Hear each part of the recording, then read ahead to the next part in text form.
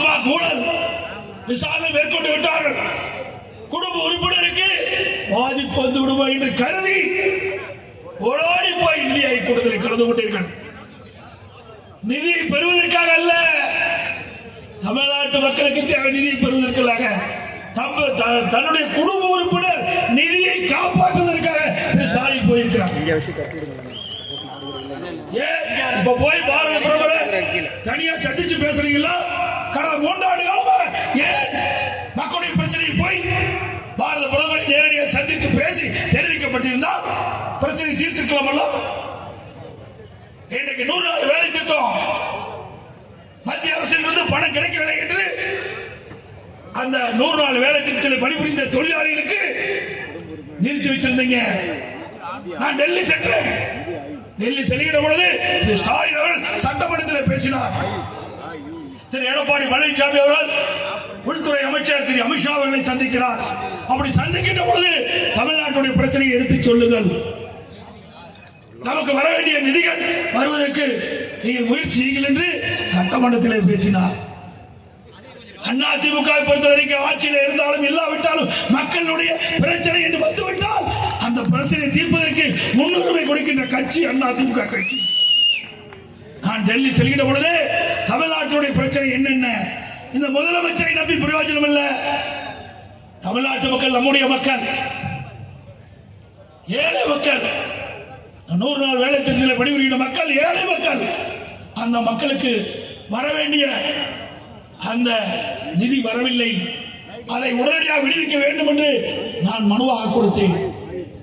உடனடியாக 3000 கோடி மத்திய அரசு விடுவித்தது. உன்னால் பெற முடிஞ்சதா? முதலமைச்சர் தப்பட்டம் அடித்துக் கொள்கிறீர்களே, இந்த ஏழை மக்களுடைய பிரச்சனையை உங்களால் தீர்க்க முடிஞ்சதா? முடியாத அரசாங்கம் இருக்கின்றது. மக்களிடத்திலே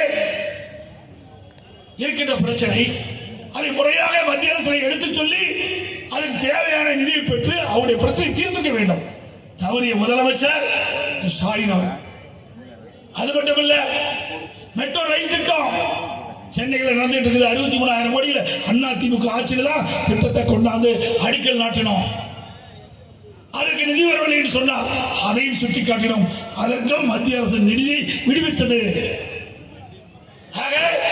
அனைத்து இந்திய அண்ணா திராவிட முன்னேற்ற கட்சி மக்களுடைய பிரச்சனை, தமிழ்நாட்டுடைய பிரச்சனை, அதையெல்லாம் பட்டியலிட்டு மத்திய உள்துறை அமைச்சரிடம் கொடுக்கப்பட்டு அதை நிறைவேற்றப்பட்டது. நான் டெல்லியில் விமான நிலையத்தில் பேசினேன். மத்திய உள்துறை அமைச்சரை சந்தித்த பொழுது என்னென்ன பிரச்சனையை சுட்டிக்காட்டினேன். இதற்கெல்லாம் நீங்கள் தீர்வு காண வேண்டும் என்று கோரிக்கை வைத்தோம் என்று அங்கே பேசினேன். அதையெல்லாம் விட்டுட்டாரு. எடப்பாடி பழனிசாமி 3 கார்ல போனாருங்க. நடந்து போவேன், அதுக்கு என்னுடைய விருப்பம் ஐயா. உன்ன மாதிரி என்ன கோடி கோடியா கொள்ளையடிச்ச வச்சிருக்கிறேன். முதல் விமானத்திலிருந்து இறங்கினதையும் அண்ணன் தம்பித்துறை கார்ல போனேன். அவரு அங்கே இறக்கி விட்டு அவர் வீட்டுக்கு போயிட்டார். நான் அங்கிருந்து வேற கார்ல ஹோட்டலுக்கு போனோம். ஒரு தங்கி இருக்கிற ஒரு நண்பர் இடத்துக்கு போய் பார்க்கறதுக்காக போனேன். அதுக்கு பிறகு நான் தங்கியிருந்த இடத்துல இருந்து வேற ஒரு கார் ஒரு நண்பர் கொடுத்தார்.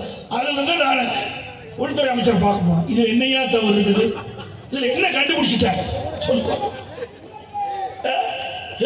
உள்துறை அமைச்சர் போய் பாத்தீங்கன்னா ஏன் அவர் என்ன பாகிஸ்தான் இருக்கிற அமைச்சரா? இந்திய நாட்டுடைய உள்துறை அமைச்சர் ஐயா. அவர் தான் நான் பார்க்க போனேன். நான் பார்க்க போறதுக்கு முன்னாகவே சட்டமன்றத்தில் நீங்க பேசுறீங்களா? எதிர்கட்சி தலைவர் எடப்பாடி பழனிசாமி அவர்கள் உள்துறை அமைச்சரை சந்திக்கின்ற பொழுது இதெல்லாம் பேச வேண்டும் என்று நீங்க சொன்னீங்கல்ல. நாம பார்க்கறதெல்லாம் பொறுக்கல. ஏன்னா எப்ப பார்த்தாலும் ஸ்டாலின் பேசுறாரு. நாடாளுமன்றத்தில் 39 வெற்றி விட்டு விட்டோம் என்று அத்தனை பேர் பெஞ்ச தேய்ச்சிட்டு இருக்காங்களா நாடாளுமன்றத்தில்? எங்க எம்பி குமரகுரு மட்டும் ஜெயிச்சிருந்தா என்னுடைய வேட்பாளர் நான் பேசுற பேச்ச நாடாளுமன்றத்தில் பேசியிருப்பான். தமிழ்நாட்டு மக்களுடைய குரல் நாடாளுமன்றத்தில் ஒலித்திருக்கும்.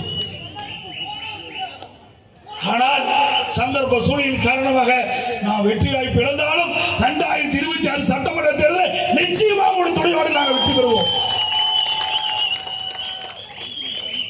2024 நாடாளுமன்ற தேர்தல் நடைபெற்றது. அப்பொழுது அறிவிச்சவர் குமரகுரு அவர்களை சந்தித்து நான் கேட்டேன், தம்பி இந்த நாடாளுமன்றத்தில் யார் நிற்க போறாங்க கள்ளக்குறிச்சியில் கேட்டேன். அண்ணாண்டா வேட்பாளர் நான் தயார் பண்ணிக்கிறேன், அப்படி வேட்பாளர் யாரும் நிற்க முன்னோரில்லை நானே நிற்கிறேன்னு சொன்னார். தமிழ்நாட்டிலேயே துணிச்சலோடு நான் இந்த கள்ளக்குறிச்சி நாடாளுமன்ற வேட்பாளராக போட்டியிடுவேன் என்று தகுதி வர சொல்லி நாடாளுமன்றத்தில் நின்று குறைந்த வாக்கு வித்தியாசத்தில் வெற்றி வாய்ப்பு இழந்தார்.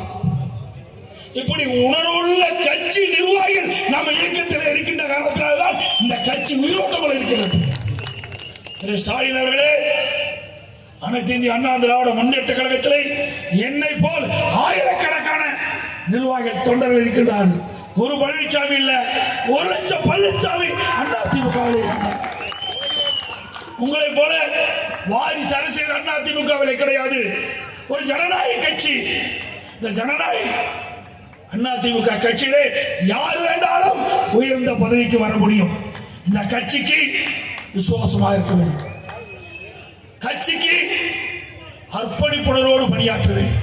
அப்படி பணியாற்றக்கூடிய அனைவருமே உச்சபட்ச பதவிக்கு வர முடியும்.